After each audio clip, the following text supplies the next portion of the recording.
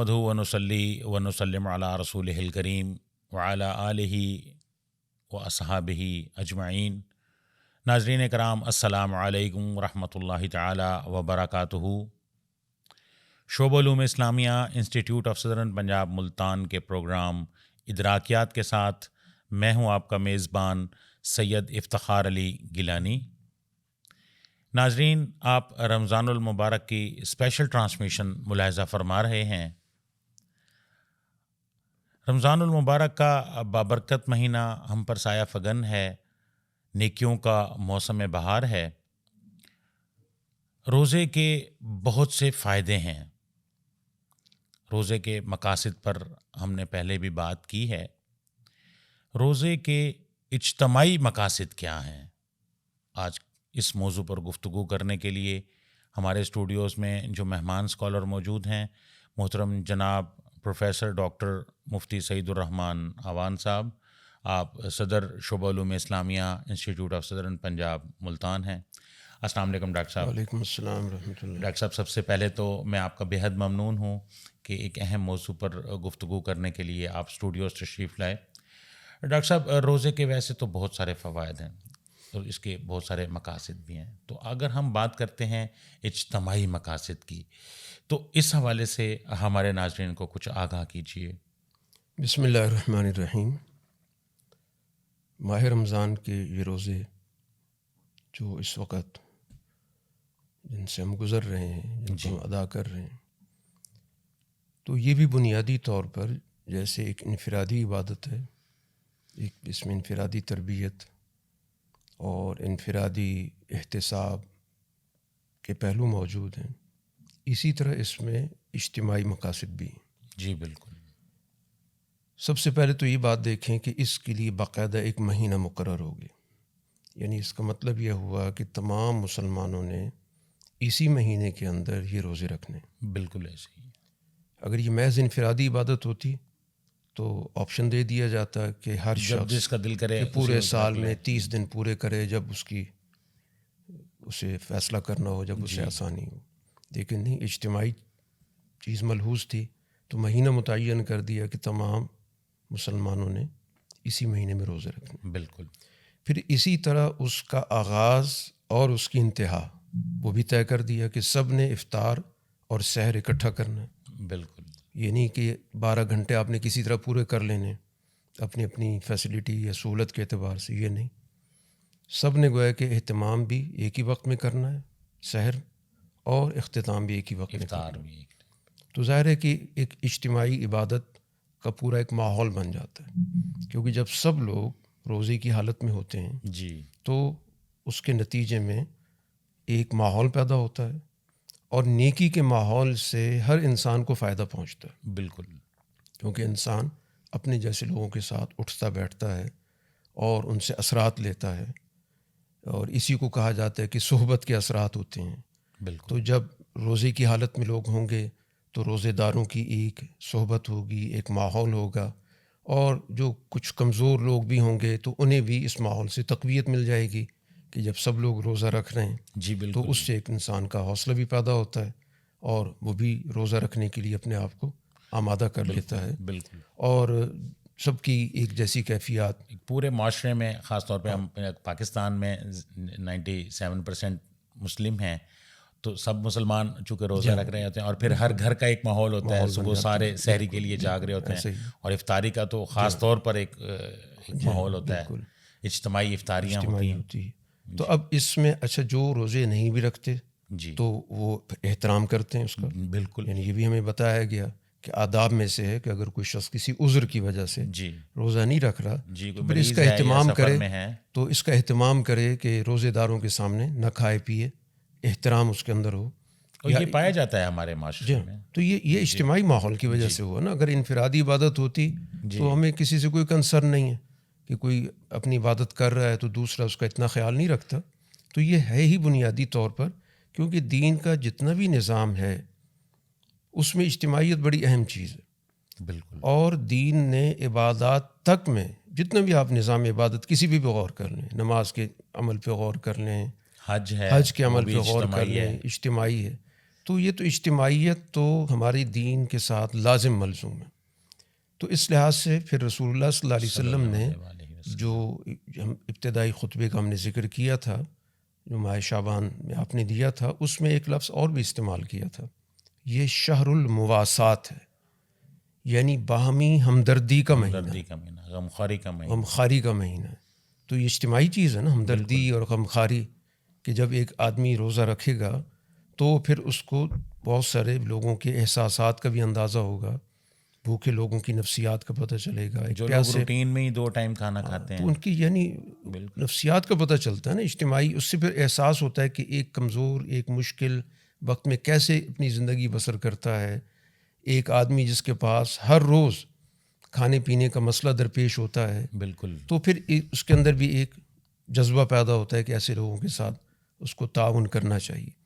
تو اس لیے یہ ہماری جو اجتماعی تربیت میں روزے کی بڑی بنیادی اہمیت ہے. بالکل. پھر اسی طرح قیام کی طرف آپ چلے جائیں تو اس میں بھی رسول اللہ صلی اللہ علیہ وسلم نے ایک رہنمائی کر دی, جس کو پھر حضرت عمر رضی اللہ تعالیٰ عنہ نے باقاعدہ امپلیمنٹ کیا کہ رات کا قیام جو ہے ایک آدمی ایک قاری کے پیچھے سب کو جمع کیا, کہ عبادت تو سب لوگ کر ہی رہے تھے, بالکل, لیکن کیا ہی بہتر ہو کہ سب لوگ ایک امام کے پیچھے یہ عبادت ادا کریں گے تو ایک اجتماعی ماحول پیدا ہوگا.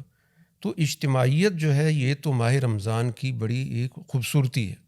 اس میں گویا کہ لوگوں کے درمیان بہت زیادہ ایک دوسرے کے ساتھ تعلق پیدا ہو جاتا ہے. وجہ یہ ہے کہ سب کے اوقات منضبط ہو جاتے ہیں. بالکل. یعنی عام دنوں میں تو ہمارے اوقات میں منضبط نہیں ہوتے. یعنی کوئی شخص کسی وقت کوئی چیز کھا پی رہا ہے, کوئی کسی وقت اپنی جیسے اس کو کوئی تقاضا ہوا. جی بالکل. لیکن ان اوقات میں اسے پابندی کرنی کہ یہ اوقات ہیں کہ جس کے اندر میں نے اہتمام کرنا ہے, اور باقی اوقات کے اندر میں نے روزے کی حالت میں رہنا ہے. اور پورے گھر والے ایک ہی ٹائم پہ ایک ہی وقت میں سارے ایک ہی وقت میں بیٹھتے ہیں, اور یہ ایک اجتماعی دسترخوان صبح شام ہوتا ہے. ورنہ عام دنوں کے اندر اس طرح سے اس طرح کی چیز, اس طرح کا ماحول نہیں پیدا ہوتا. تو یہ اجتماعیت تو گویا کہ روزے کے ساتھ بڑی ضروری چیز ہے. اور سب سے زیادہ جو نقصان آج ہماری سوسائٹی میں وہ اجتماعیت ٹوٹ رہی ہے. بالکل. یعنی ہمارے خاندانوں کا نظام ٹوٹ رہا ہے, یا ایک خاندان ہے بھی تو اس کے آپس کے تعلقات یا آپس میں مل بیٹھنے کے اوقات مختلف ہو گئے. جی بالکل. کسی کی کسی وقت مصروفیت ہے, کسی کا کوئی مسئلہ درپیش ہے. بالکل ایسے. تو روزے میں وہ ہے کہ باہمی ربط ضبط تعلق مزید قریب ہوتا ہے. اس یہاں پر ایک بات ہے کہ آج کل کا جو ہمارا نوجوان ہے اس کے حوالے سے ہم دیکھ رہے ہیں, خاص طور پر سوشل میڈیا کو بھی وہ زیادہ دیکھتے ہیں, اور رات کو جاگنے کا ان کا معمول ہوتا ہے. اور یہ ہم دیکھ رہے ہیں معاشرے میں کہ سحری کا رواج تھوڑا کم ہو رہا ہے. پہلے جیسے ہمارے زمانے میں سارے اسی طرح سے جیسے آپ فرما رہے ہیں اکٹھے بیٹھ کے سحری کرنا, تو آج ہم دیکھ رہے ہیں کہ کچھ ہمیں اس طرح کی اطلاعات مل رہی ہیں. کچھ گھروں میں ایسا بھی ہو رہا ہے کہ نوجوان یعنی رات کے 2 بجے یا 1-2 بجے 3 بجے بس کھانا کھا کے سو گئے ہیں اور وہ سحری نہیں کر رہے ہیں. تو اس کے حوالے سے ہمارے نوجوانوں کو کوئی پیغام دیجیے کہ اس کی سحری کی کتنی اہمیت ہے. ان چیزوں کی بڑی بنیادی اہمیت ہے. باقی پہلوؤں کو چھوڑ دیں, اجتماعی نقطہ نظر سے. جی. یعنی جب بھی آپ نے ذکر کیا سوشل میڈیا کا, تو نام تو اس کا سوشل میڈیا ہے, لیکن اس نے ہمارے سوشل تعلقات ختم کر دیے. بالکل. یعنی اصل تو ہمارے اجتماعی تعلقات تھے نا. جی. اب ہم گویا کہ صرف اس موبائل کے ساتھ جڑ گئے بس. تو یہ تو انسان کو بالکل ہی اس نے اپنے گرد و پیش سے, اپنے فیملی سے کاٹ دیا.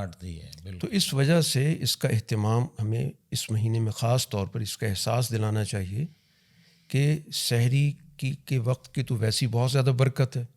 یعنی یہ وہ وقت ہے جس میں تہجد بھی ادا کی جاتی ہے, اور پوری رات میں سب سے امپورٹنٹ وقت یہی ہے. سبحان اللہ. یعنی جس میں اللہ کی رحمتیں برکتیں زیادہ نازل ہوتی ہیں.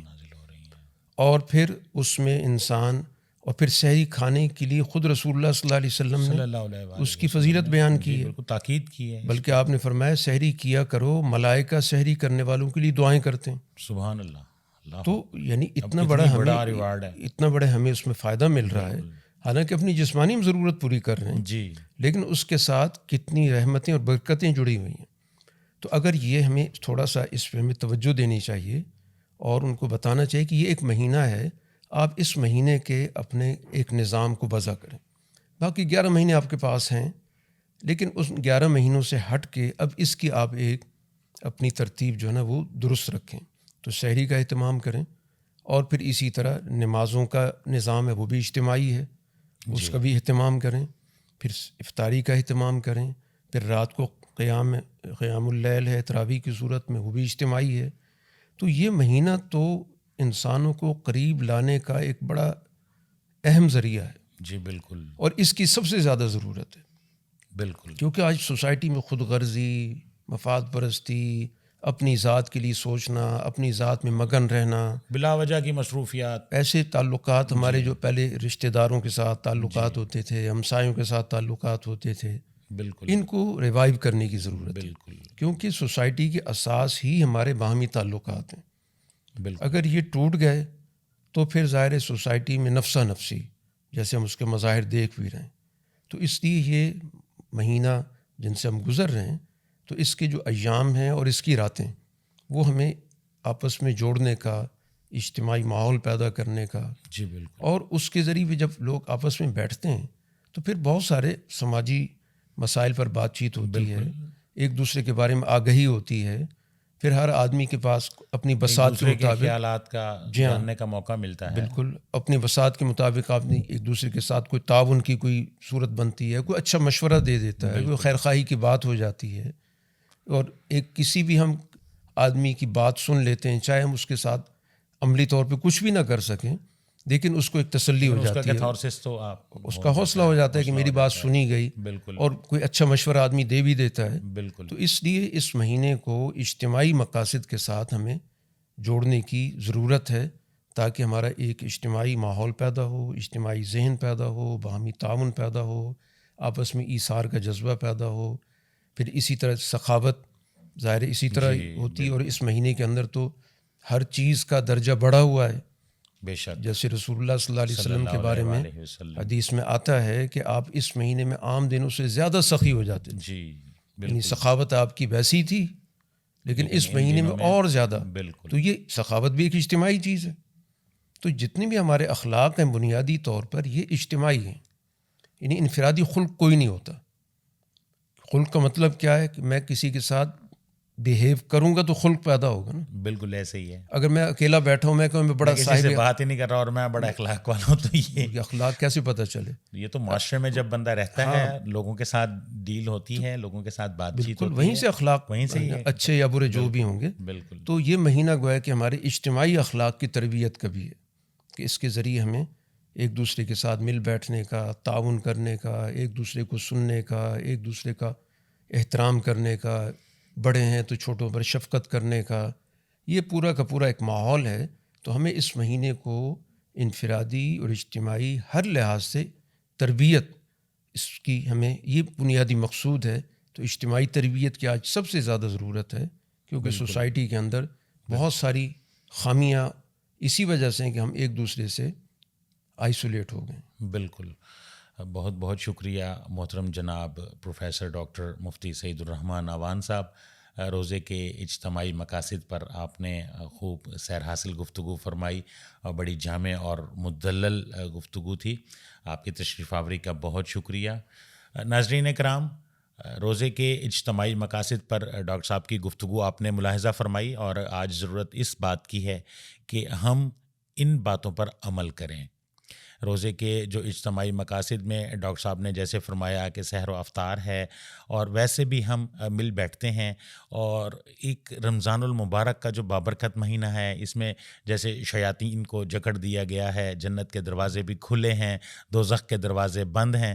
تو اب ظاہر ہے جب ہم روزے کی حالت میں ہیں تو نہ کوئی غیبت ہے، نہ گالی گلوچ ہے، نہ کوئی اگر کوئی پہلے خدا نہ خواستہ اگر کچھ اس قسم کی کوئی معاشرتی برائیاں جیسے ہمارے معاشرے میں پائی جا رہی ہیں، تو ان سے بھی ظاہر ہے ہم بالکل 100% بچے ہوئے ہیں.